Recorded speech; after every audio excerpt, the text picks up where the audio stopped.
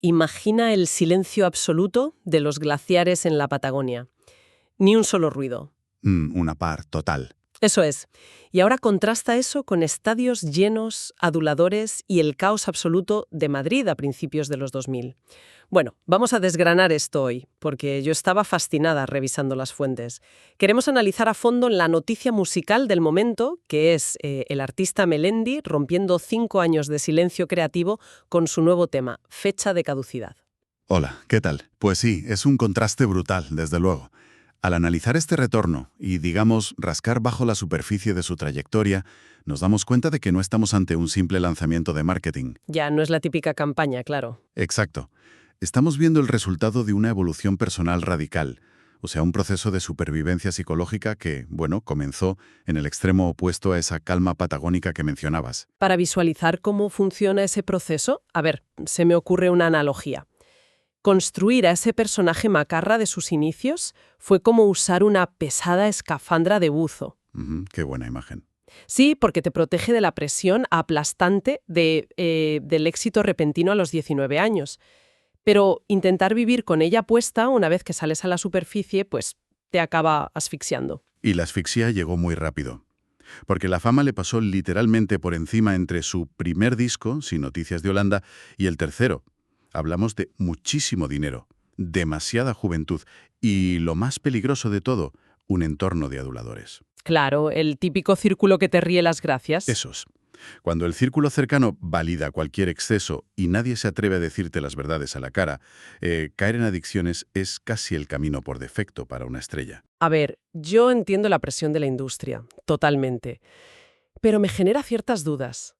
Muchos artistas jóvenes pegan el pelotazo, se hacen millonarios de la noche a la mañana y, no sé, no sienten la necesidad de inventarse una actitud de chulito agresivo. Ya.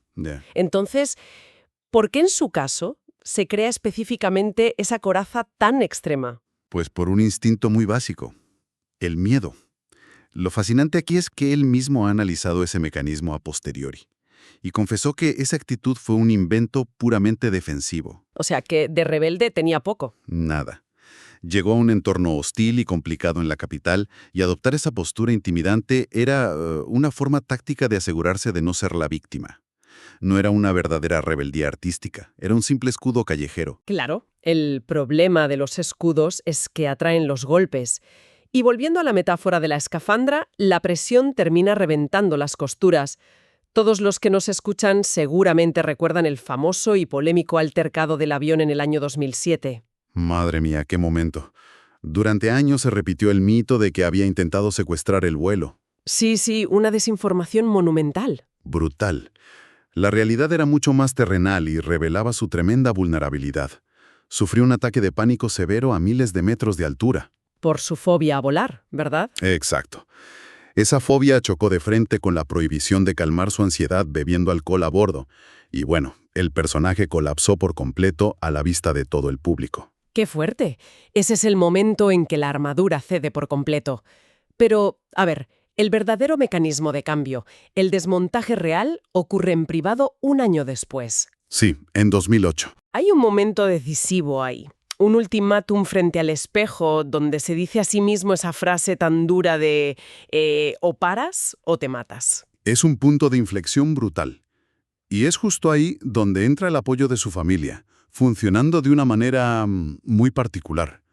No solo le dieron ánimos, sino que actuaron como un ancla a la realidad. Le bajaron a la tierra, digamos. Eso es.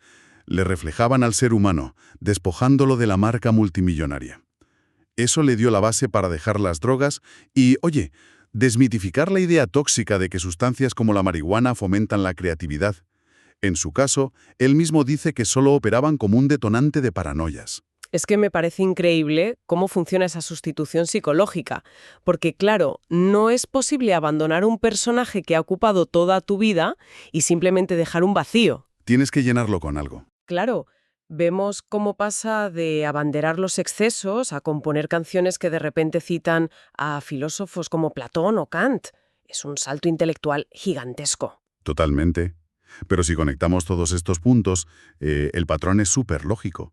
Al apagar el ruido ensordecedor de los aduladores y las sustancias, se vio obligado a llenar ese espacio con una exploración interior muy compleja.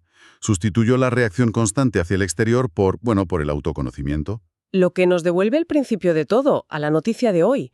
Tiene todo el sentido del mundo que fecha de caducidad nazca desde la introspección en la Patagonia. Es la obra de alguien que ha convertido el descartar versiones pasadas de sí mismo en una herramienta vital. 100% de acuerdo. Saber cuándo una identidad ya no nos sirve y tener el valor de desecharla es quizás la mayor muestra de madurez que podemos encontrar en su historia.